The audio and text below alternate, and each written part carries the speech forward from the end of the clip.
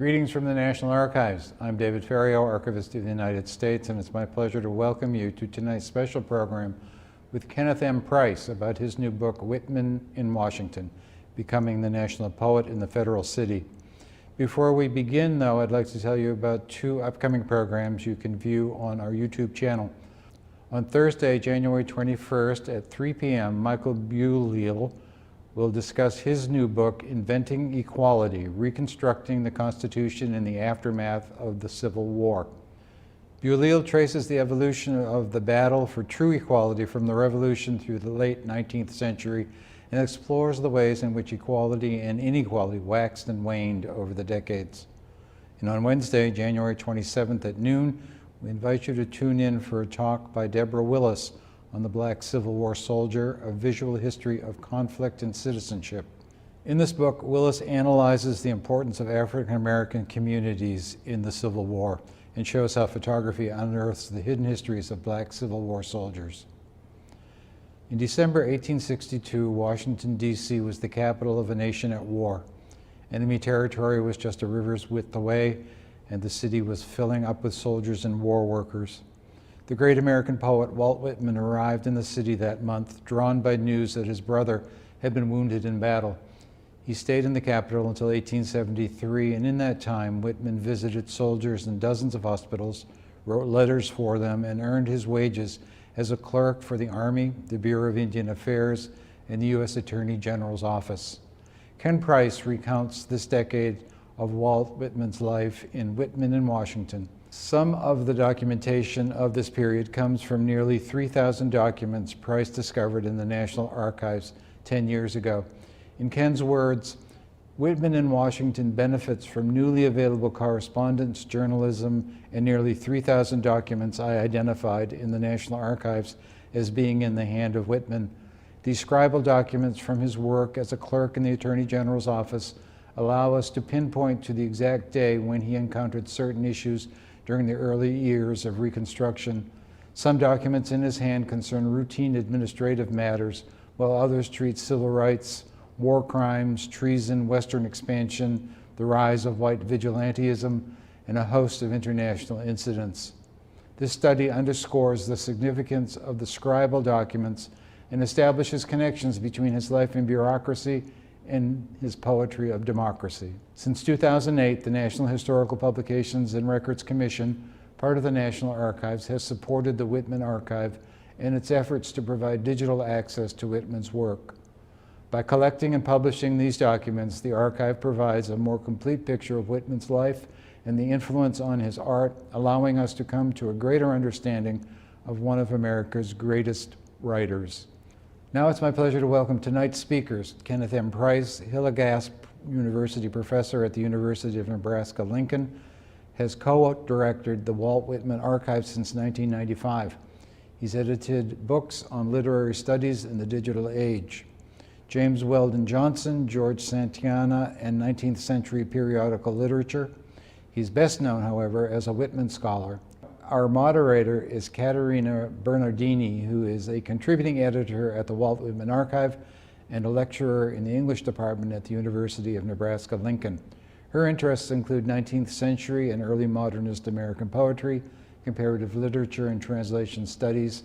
She has published articles in scholarly periodicals and essay collections, and her book, Transnational Modernity and the Italian Reinvention of Walt Whitman, 1870 to 1945, is forthcoming from the University of Iowa Press. Now let's hear from Ken Price and Caterina Bernardini. Thank you for joining us today. Hello, I'm Caterina Bernardini, and I'm here with Professor Ken Price, author of Whitman in Washington, Becoming the National Poet in the Federal City, which was just published by the Oxford University Press, and it's available for $29.95 in hardback. Welcome, Ken. Good to see you. It's always wonderful to see you too, Caterina. Yeah, it's great to be here with you.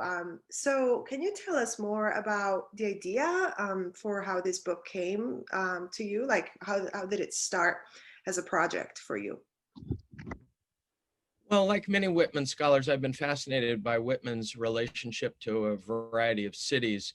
He's probably most famously associated with the New York area, Long Island, New York City, but he also spent some formative months in New Orleans, as you know and others know, and then a decade in Washington, D.C., the time period that I focused on. And then at the end of his life, of course, he was in the Philadelphia and Camden, New Jersey area. So those are the four big places for Whitman. And it seemed to me that the Washington decade had been, studied, but in some ways strangely neglected. It hadn't really been given its due.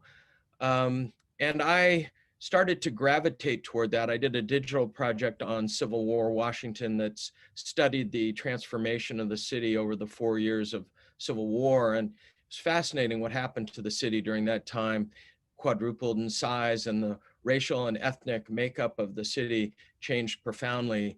Washington, of course, was surrounded by a couple of slave states, and so fugitive slaves came pouring into the city, and there were many immigrants, and there were prostitutes coming to the city, and there were people coming in to make a buck, and all kinds of things were happening. It was also a place where you can see why Whitman would be fascinated by it, because as is well known, he wrote 3 anonymous self-reviews of the first edition of Leaves of Grass, and in one of them, he said, "An American bard at last." That was the first line. So he clearly wanted to be the national poet from the beginning. And so then it occurred to me, well, let's think about Whitman's relationship to the federal city, to the national capital. Another thing that contributed to my wanting to work on Whitman in Washington is that I had the good fortune to discover 3,000 documents in the National Archives. These were documents that Whitman wrote when he was a clerk in the Attorney General's office, a secretary of the day, mostly, we think, writing out what other people had already written or spoken to him, but possibly co-authoring them. Exactly the intellectual input, how much intellectual input he had in those documents is a bit of a mystery. Anyway, I felt there was a lot there in Washington, D.C., and so that's what gravitated or had me gravitate toward the project. Mhm. And before this discovery, this big discovery of the scribal documents in 2011, you had already worked on Whitman for some decades. So what surprised you the most, both in positive and negative ways, about Whitman's figure and his work, and now after you undertook this research? Right. Well, I think one of the things about Whitman is that the popular imagination of Whitman is that he was something of a proto-hippie. He was a free spirit. He's been very strongly associated with a bohemian group that gathered at Pfaff's Beer Hall in New York City. And when he left New York, originally went to Washington thinking he would just go for a couple of days, but he went to the front looking for his wounded brother George, found out he was, not significantly wounded, and helped other soldiers come back to Washington to get care during the Civil War. And he found that so moving that he spent the next decade in Washington. But I think what surprised me the most was that we had to start suddenly thinking about Whitman as a government employee, as somebody who was a workaday guy, which is not, how we think of Whitman. Instead, we think of him as the loafer or the saunterer or the bohemian. But how could we get our mind around the idea of Whitman as a clerk? And interestingly, before becoming a clerk himself, he'd written quite a number of things in newspaper pieces, belittling clerks, thinking of them as fops and thinking of them as subservient and yes men and the like. So it's quite interesting that he became a clerk. Mm-hmm. You asked about what was the most sort of negative thing that came to me in my thinking about Whitman in Washington and reflection on these 3,000 documents. I think the thing that's been disturbing is to recognize that Whitman was there in the Attorney General's office during Reconstruction when the United States had a chance for a second revolution, and it could remake the country on more equitable, just grounds. And it could recognize the rights of all people, regardless of race and ethnicity. And before long, and working in the Attorney General's office, the Department of Justice was formed in 1870. He continued in working there.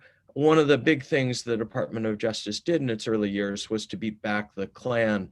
And so Whitman had his hand on more than 30 documents that deal with Klan violence, paramilitary groups in the South. So he contributed to that effort as a secretary, but in his own writings, in his poems, in his prose, in his contributions to journalism, he never speaks of the Klan at all. He doesn't speak about it in comments to Horace Traubel. And so this is disappointing because Whitman, we often think of him as something of a multicultural hero. I mean, he has his limits and he speaks like a person from the 19th century, but he's also, the poet who sang of the US as a teeming nation of nations. And he did more than any poet before him to write about all kinds of people in American culture, whether it was the immigrant or whether it was the diseased person or the Native American or African American. And suddenly in mid-career and in his later years, he begins to retreat from that, and this growing conservatism and even occasionally seemingly reactionary ways, this lack of positive commentary on emancipation, lack of any condemnation of the Klan, lack of, a sense of abhorrence at this paramilitary insurrection that was threatening the United States. This is a big disappointment. Mm-hmm, mm-hmm. And to go back to the idea that it was a clerk, and that's a totally new idea as associated with Whitman's figure, you started thinking about the fascinating pairing of Clerk and Cosmos, and you argued that that in a way this Clerk work seemed to have reshaped a little bit Whitman's boundless vision in terms of at least being able to elaborate his tendency of writing from the perspective of various personae.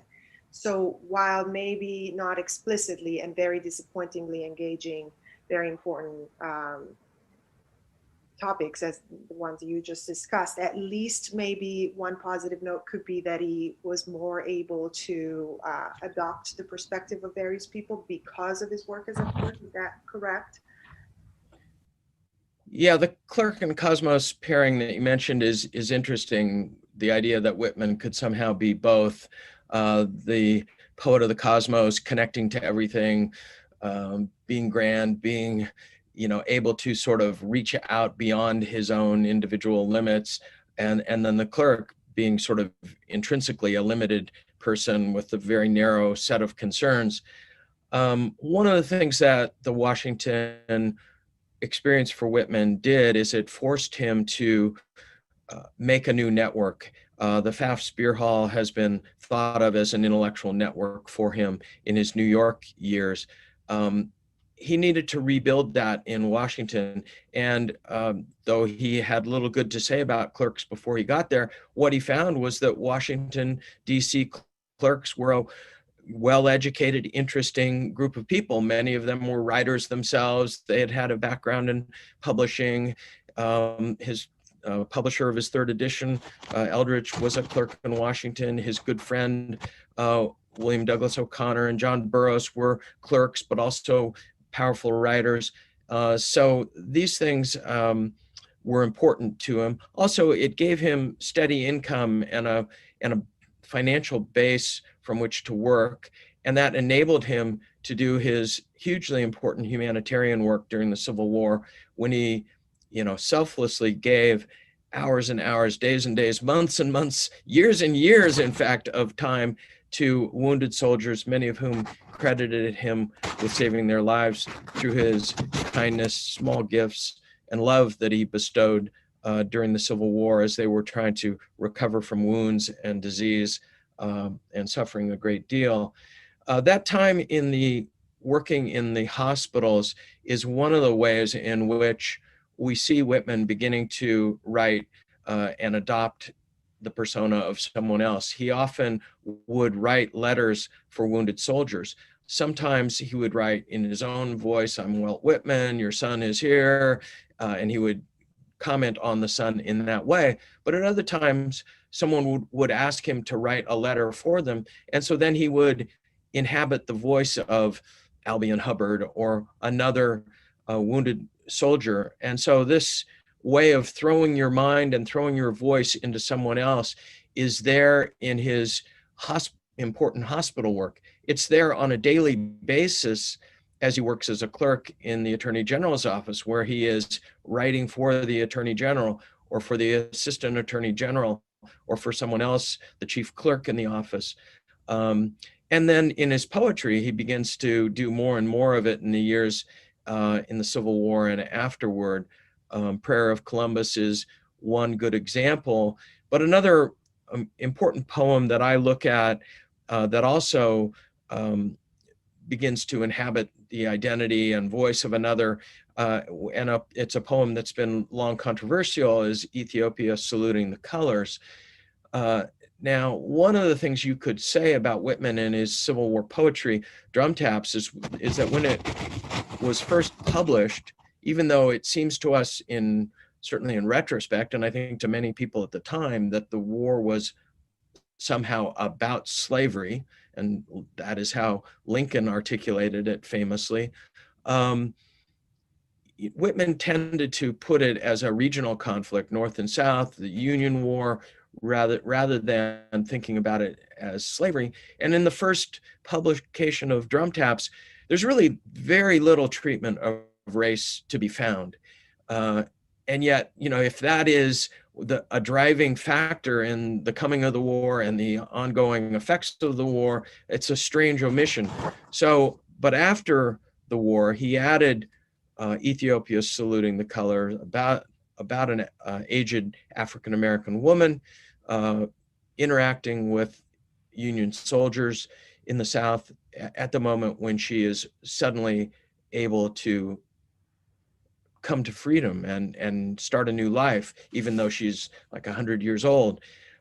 This is a poem that's left many, many white critics quite uncomfortable for a variety of reasons, but strangely, or interestingly, maybe is a better word for it, many African-American critics have admired it, and African-American poets and musicians. And so it is a poem that deserves rethinking.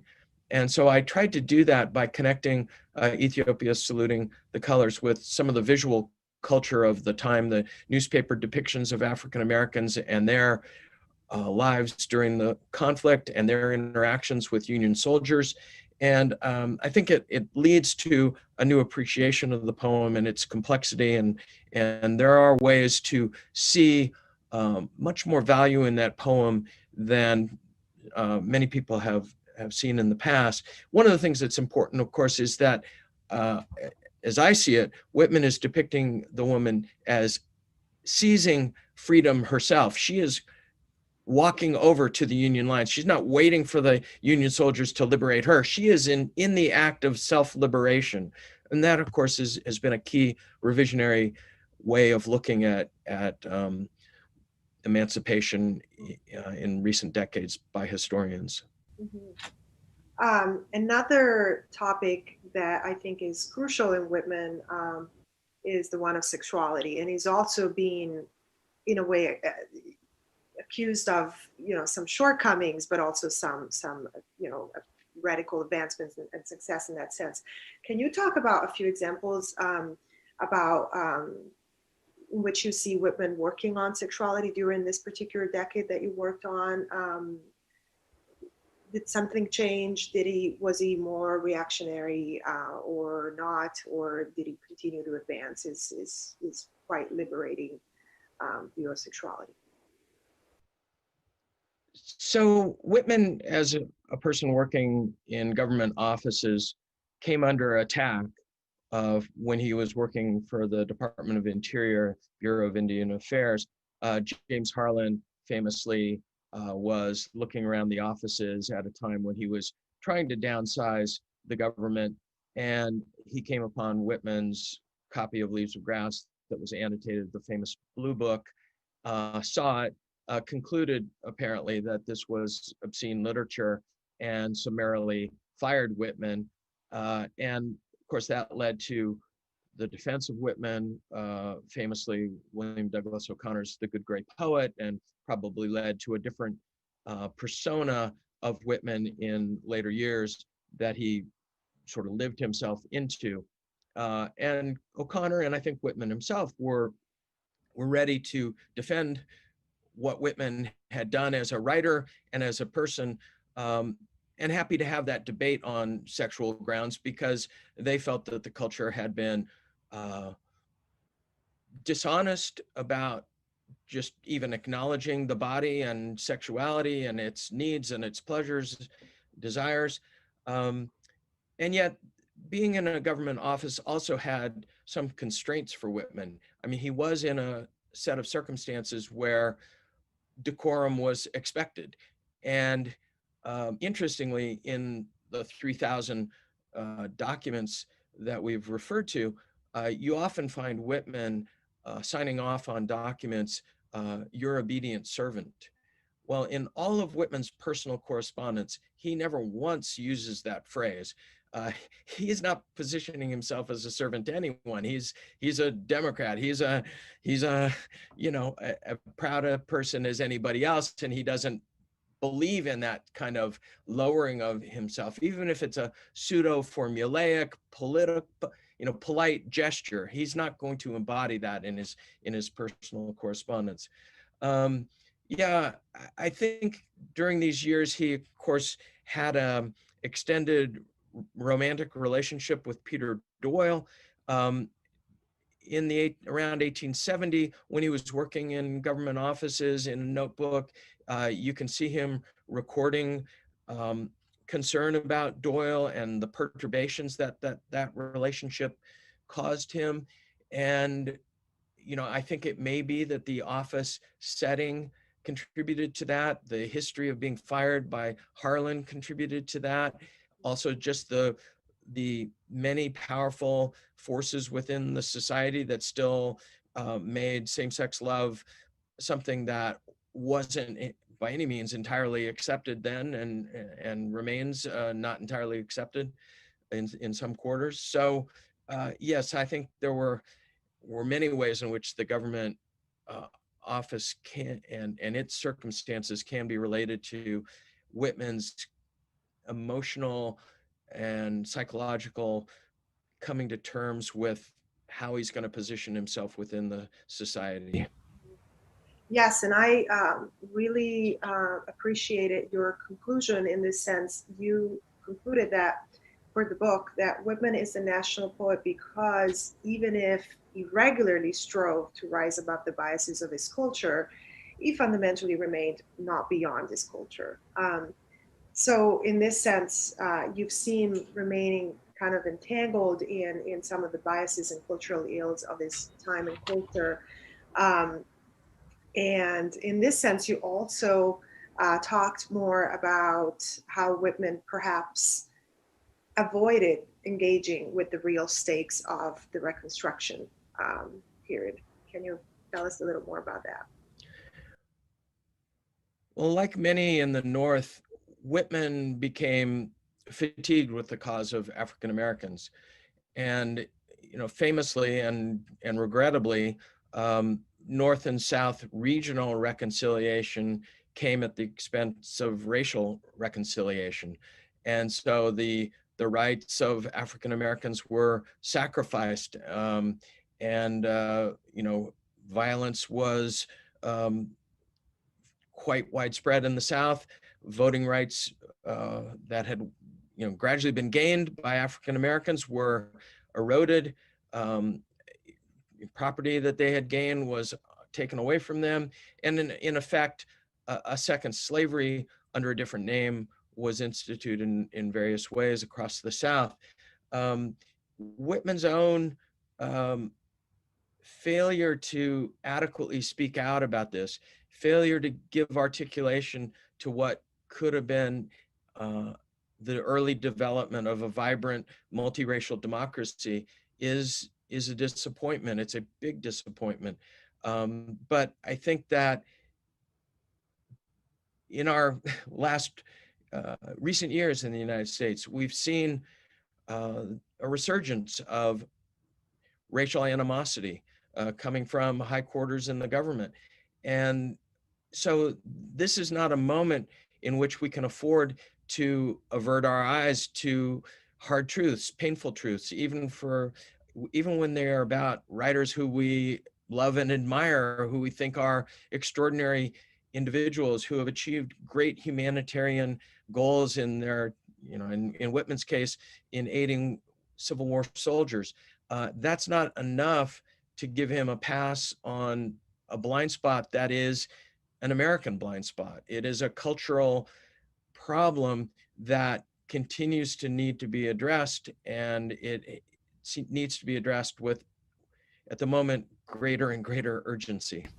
Yes, and the book is really honest, I thought, in not being intimidated and showing these very painful passages that he sometimes has in his correspondence, for example, in which, it's really painful to read his words about some moments that in which, for example, that one, do you remember that one that in which he tells his mother about Black people marching in Washington, right? I found it particularly heartbreaking in a way. As somebody that has worked on the international reception of Whitman, and as you said, sort of looked it out, he was perceived as a progressive thinker and as an innovator. That was very eye-opening in a painful way. Let me just comment briefly on that. One of the tricky things I felt in writing about Whitman was to strike the right balance there, because you want to recognize that he is a product of the 19th century. You need to grant him that and the context, and yet at the same time you don't want to be too forgiving and just sort of ignore the things that do seem like real limitations and real lost opportunities. Absolutely. And you also show that he may have been less cautious in private correspondence, for example. I mean, there's always right to distinguish right. his voice in as an author and as a historical person. And you argue, to go back to the final part of the book and your conclusions, that there is much work to be done still about Whitman in general and about specifically this decade that you worked on for Whitman in Washington. Can you maybe tell us a little more about the avenues of future research that you envision in this sense? Well, I think for Whitman studies, there's a great deal to be learned about Whitman as a journalist. In his time in Washington, D.C., he was kind of a founder of war reporting, among other things. And that achievement of his career, I think is only coming to be understood and appreciated for what it is.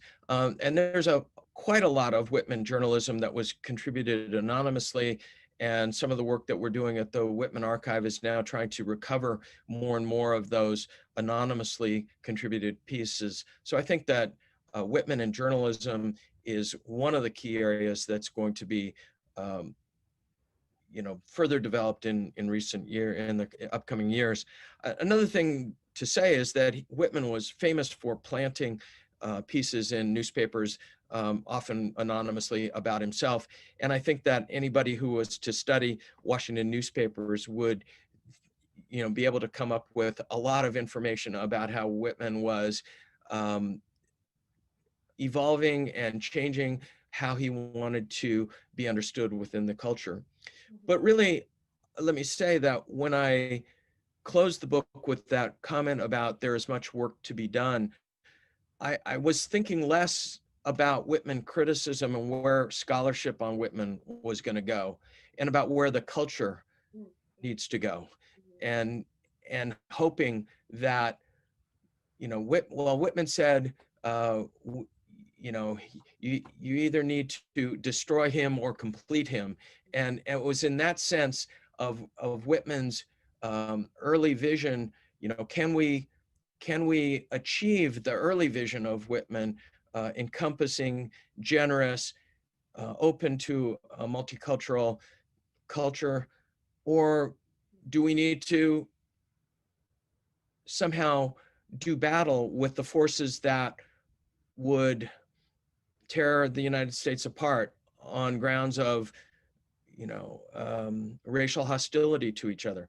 I mean, it's an irony that during the Civil War, the Confederate flag never made it to the U.S. Capitol, but it recently made it into the U.S. Capitol in an insurrectionary moment. Yes, and so this book is really an invitation to give a lot of reflections about things that are particularly current, and I really appreciated that. I learned a lot. Is there anything else you want to add about how the process of writing this book was revealing for you, or anything that you wish you would have done that you didn't have time to do, or anything else?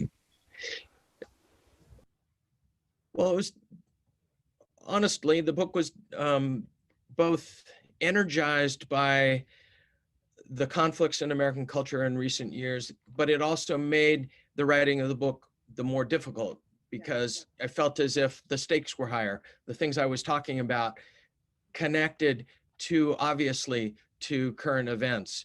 So it was both a spur to writing, and also it felt burdensome and difficult, and trying to get it right for Whitman to be sufficiently fair to him and generous with his monumentally important accomplishments, and at the same time to not avert my eyes to failings. Trying to find the right balance in that was the major challenge. Yes, absolutely. And balance is an important word for Whitman too, in general, right? In terms of, yes, how he can be complex and Right. Always, in a way, express a lot of dichotomies in that sense. So I think that's a good keyword to keep in mind. Well, it's been a pleasure for me to host this, and thank you again to Kenneth Price for this conversation about his new book, Whitman in Washington, Becoming the National Poet in the Federal City, just published by Oxford University Press and available in hardback for $29.95. By the way, here it is. I have it with me. Thank you so much, Ken, again. Thank you, Katerina. I enjoyed it.